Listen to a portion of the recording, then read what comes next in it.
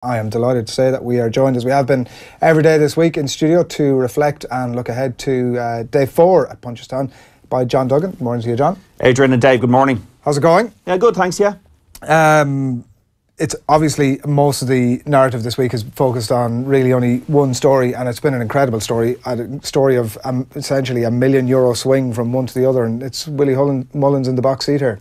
It is, yeah, against Gordon Elliott for the trainer's title, and Gordon has become the first trainer this season ever to train over 200 winners, but it's not enough in that it was a €400,000 lead for Gordon going into Tuesday. Now it's a €424,148 lead for Willie Mullins, who's won 12 of the 22 races, and all 12 of those winners have been with different owners. I think that's really the reason why he's going to win the trainer's title.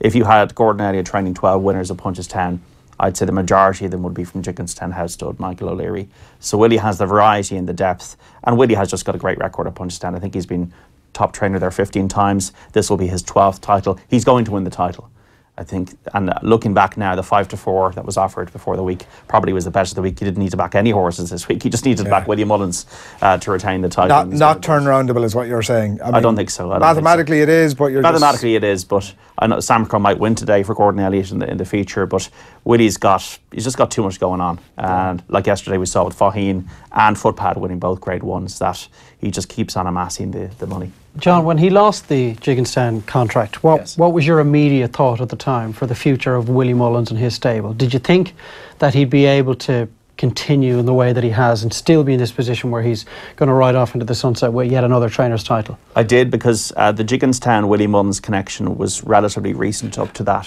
So I'd felt that Willie's been at the game a long time. People are got to remember that Willie Mullins has been at this game for 3 decades, and he had his first Cheltenham winner in 1995, and it's only in the last 10 years that he has become this dominant force in the game, until Gordon now has arrived with the support of Dugganstown. I think it's good for the game, because I think if Willie Mullins still had Dugganstown with him, I think there'd be just one Joe in town. There'd be a monopoly. There would be a monopoly. So I always felt he had the talent in terms of the people in the yard, like Harold Kirk, and the people like Ruby, David Casey, Paul Tannen, that are all, and like we're talking about, that's everybody up to 100 people. I don't know if it is 100, but that work there down in Close Sutton in Carlow. So he had good owners before. Remember Florida Pearl, Archie O'Leary, and Rich Ritchie there, and he's got Graham Wiley.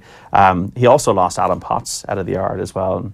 And that was a blow, but I always felt he had enough strength and depth, as it were, Dave, to cope with that. But it's been great for Gordon. O'Leary's fascinating when he talks about this stuff, because he always says, well, look, if Willie would just drop his prices a bit, I'd go back to him tomorrow, which is an incredible sort of kick of the balls for Gordon Elliott in a lot of ways. Is he ever going back there, do you think? Well, first of all, is it completely about prices? That's the question I would ask. Right, okay. Is it about that? That's a question I would definitely ask myself. I ask tentatively what else it might be about. We don't know, but we do know that I think it's got very competitive. This rate, like that Samcro is running in the champion hurdle. It's not something that they normally do, run a novice in a champion race. So that just shows how competitive it is, and that's good. So look, we don't know what went on behind the scenes, but these people are strong characters. Michael O'Leary's a very strong character. Wouldn't be so successful in business if he wasn't. And Willie Mullins is a very strong character in Irish racing, because we know with so many trainers going to the wall, we've seen like Charlie Swan and Sandra Hughes give up their training careers in recent years, that this is a very competitive game. And the fact that they've taken 10 million out of the market in prize money since last autumn just shows that if you're not Willie Mullins or Gordon Elliott, you're struggling to make it pay. But you say it's a very competitive game. It's becoming increasingly uncompetitive, is it not? Yeah. Is that not a worry for the long-term future of grassroots training and development of the industry in this country? Because essentially, maybe if things continue the way they are, you're going to have 2 trainers. It's not competitive at all. Yeah, it's competitive in terms of the amount of horses. Well, I suppose Joseph O'Brien has got JP McManus behind him, and I think that's significant. So, okay.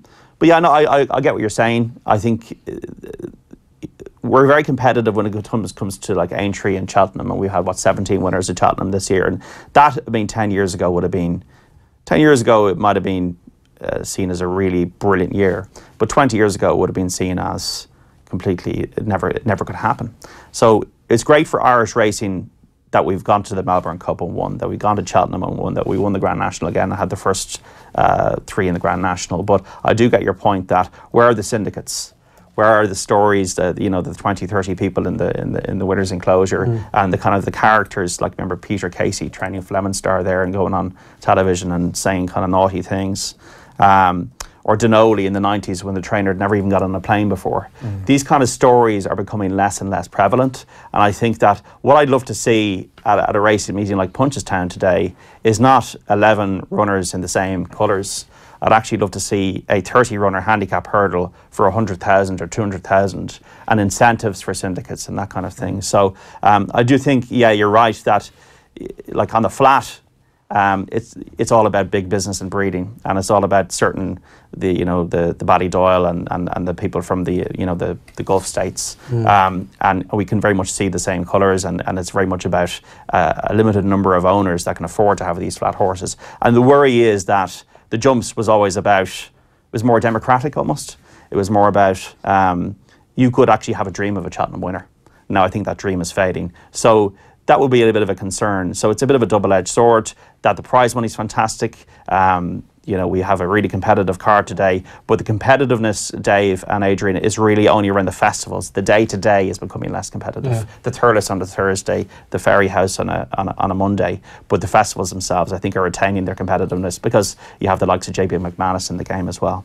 Just before we look ahead to today, one of the other reflections from yesterday, obviously in the Stayers hurdle, and reading some of the quotes from Willie Mullins after himself and Ruby had looked at Faugheen and sort of decided that like maybe Faugheen's day is done, but sure, we'll give it one more go here. And I think at 11-2 paid off in spades. Were you expecting that? No, I wasn't. If they don't know it, how are we supposed to know? That's the first thing. Like, you know, really, I mean, people are going, well, you haven't had a great week, have you, John? I'm saying, well, if Willie Mullins or Ruby Walsh don't know, how am I supposed to know? Yeah. Now, David Mullins is really a rising star in the game. He's only 21. He's had a Grand National winner. You saw his reaction when he got touched off in Pleasant Company in the Grand National entry. He was gutted. And he's got a bit of fight about him, David Mullins. He won on Bell's Hill. He won the Gold Cup on Wednesday, and now he's won the Stayers hurdle on Faugheen. He was adamant, I want to ride this horse out in front, dictate the race in terms of pace, and then see if it works out for Faugheen. Yeah. And Faugheen, it's interesting that Ruby Walsh said the horse has been working really well at home all winter, but he's gone to the race track 3 times, twice at Leopardstown, once at Cheltenham, and just not fired. And maybe over the longer distance, and at a track where he's had a lot of success before, just it was his day, and he kind of lit up again. And you can't talk to them. They're not Mr. Ed. If you remember that 1960s TV series, the Talking Horse. Didn't age that well, actually. I saw a clip of it recently. Didn't age well. Okay. Fond memories, but... What are you doing watching Mr. Ed? I know, listen, it's a reflection on my life, John, as opposed to anything else. But won the horse. Faugheen was a great story. He's a beloved horse. He's a champion hurdle winner, and the reception that he got from the real knowledgeable racing public of Punchestown was interesting. In comparison with the social media nonsense that went on in terms of the barrage that Paul Townend got for making a genuine mistake on Tuesday. But the horse I really took out yesterday was Footpad. This horse is going places. This could be a Gold Cup winner next year. Footpad. He's a brilliant jumper. That's probably the most impressive I've seen him all. You know, he won at Cheltenham and he's won again yesterday, over 2 miles. He's got a lot of scope, and I think we're going to see him in the big races next year, Footpad. Right, you're going to mark our card for today. We'll do our best. We'll do our best. Let's. We can go through them race by race if you want, but we want to start. I think most people are interested, obviously, in the champion hurdle at 5:30 here. And as Dave mentioned earlier on, there are a few people around here with a few bob on Samcro, and all expectations, despite being a novice, that Samcro's going to get it done.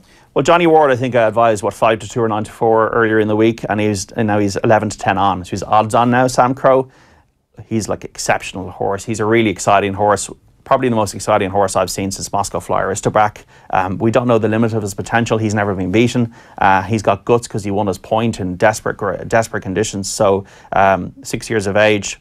The Cheltenham form has been franked, and that what I mean by that is that Black Hop, who was second, won at Aintree, and Next Destination, who was third, won the other day. So all the form has worked out. Back at 2 miles now, I think this will give a big indication of his future plans, or whether we're going to go hurdles or fences. So yeah, I mean, we're going to find out today. We don't know how good he is, so it could look like the best bet of all time, or it could look like, you know what, this was a step too far too soon. Unbeaten in 7 starts. Melon was backed from 14-1 into 7s in the champion hurdle and nearly beat Bouverdere, who looked unbeatable all season. It was very, very close between Melon and Bouverdere. Melon is improving. I don't think it's going to be a penalty kick for Samcro. I think Melon will put it up to Samcro. There's a lot of people talking about Samcro. It's not about winning. It's about what sort of style Samcro's going to win in. And maybe that will be the case, because that's the way he's won every single race beforehand. But this is the most competitive race he's been involved in to date. And Mellon is a good horse. Super Sunday is a good horse. Beat Faheen in that champion hurdle at Leopardstown earlier in the year. Wicklow Brave won the race last year. So it's not as straightforward as people think, that Samcro will just win it by 20 lengths. It won't work that way. So what's the leaning for Mellon? I saw Ruby was having a bit of a sweet spot for Mellon as well. What's the leaning there? What are you thinking? I just think he's an improver. They put a hood on him earlier in the season. It didn't work. And they tried to get his concentration better. They took it off for Cheltenham. But the money, I can't. The money that went on him at Cheltenham suggested to me there was serious stable confidence. 14th to 7th, and he was beaten like that. Bouvard Dare beat him by just about in the champion hurdle. That shows to me that he's an improving animal. They're probably enough cut in the ground. He likes a bit of cut in the ground. But last year, Punchestown, a horse called I think it's Soleus Emery beat him. So that would be a little bit of a question mark. He can be a little bit in and out, Mellon. Really, if he'd be winning champion hurdles and winning this race, he should have been winning at Christmas at Cheltenham, and he didn't.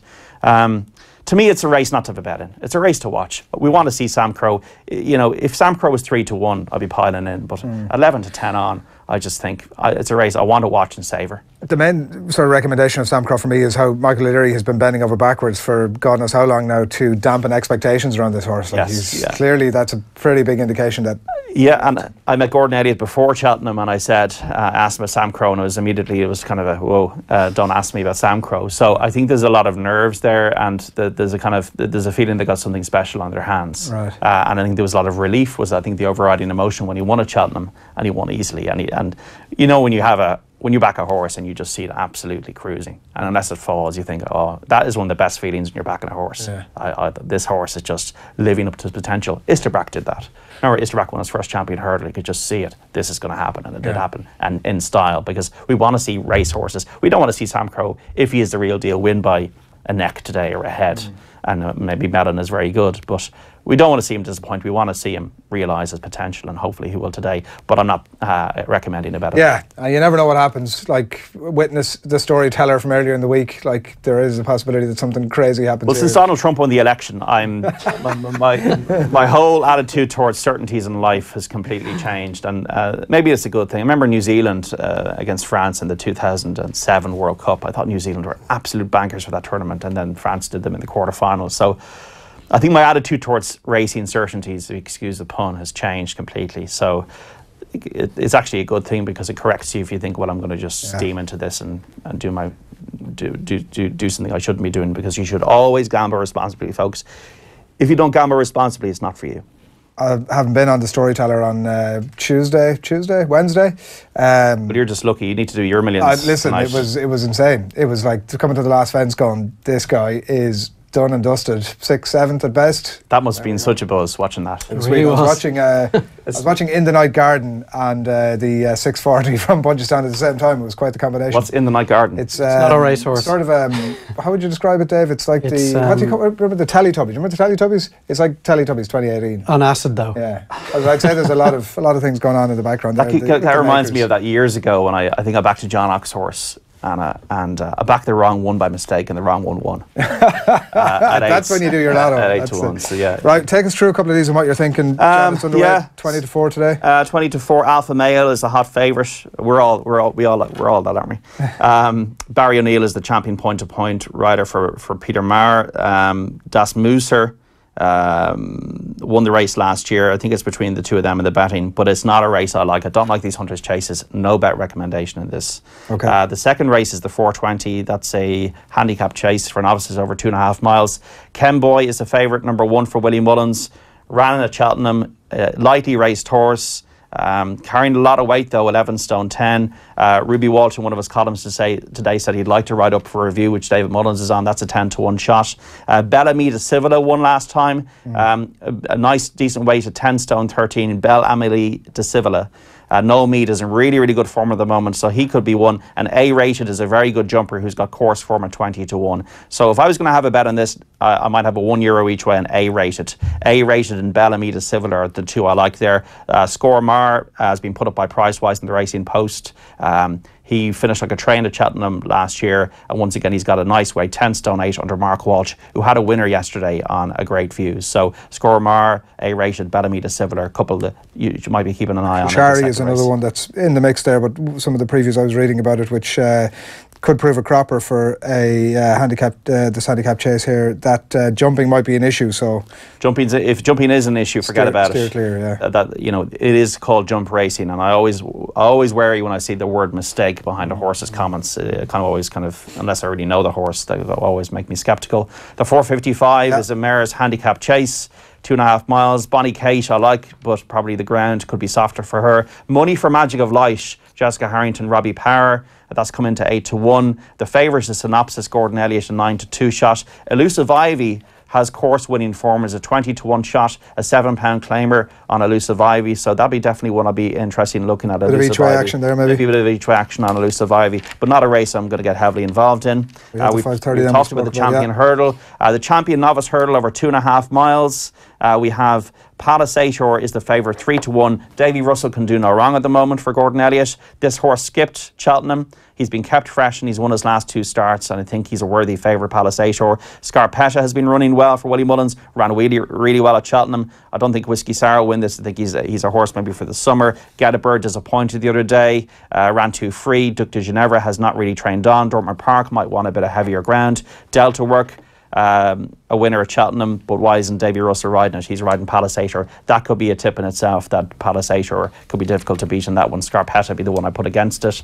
The 640, this is the one. Coming now. Pay attention, folks. Pay attention, because I've had a really bad week. Cad du Burlay, 5-1. William Biddick, this horse coming over from the UK. Rose Loxton trains it. Now this lady works with Paul Nicholls. Paul Nicholls used to train the horse. Cad du Burlay, I backed it at Cheltenham in the Fox Hunters. It jumped the last in the lead and it faded into 5th over 3 miles, 2.5 furlongs. This race today is over 3 miles, 2.5 furlongs less, and I think it's got a big chance of reaching the frame each way. I think it's each way bet to nothing on Cad du Burlay coming over from England in this Hunter's Chase. That's the bet of the day for me, clearly the bet of the day for me.